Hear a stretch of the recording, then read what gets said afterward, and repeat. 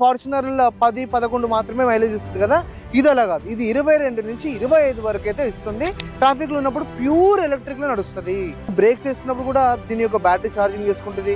Engine on అయినప్పుడు కూడా దీని యొక్క బ్యాటరీ ఛార్జింగ్ చేసుకుంటారు. అండ్ సెడాన్స్ లో సెక్సీనెస్ ఏంటంటే అవి జస్ట్ ఒక దగ్గర నిలబడితేనే చాలు మనకి మంచి ఇంప్రెషన్ కనబడుతుంది అన్నమాట. కంటి నిండా ఇక మధ్యలో బ్రౌన్ కలర్ ఇది కనబడుతుంది కదా, అక్కడ ఏంటంటే నువ్వు సెకండ్ రోలో కూర్చొని డిక్కీలో యాక్సెస్ చేసుకోవచ్చు అన్నమాట. ఇన్సులేషన్ ఎంత బాగుందంటే నీకు క్యాబిన్ లోకి ఇంత కూడా ఆవాజ్ అనేది రానే రాదు. ఒకటి పెట్టినాక ఇంకోటి పోనే పోదు.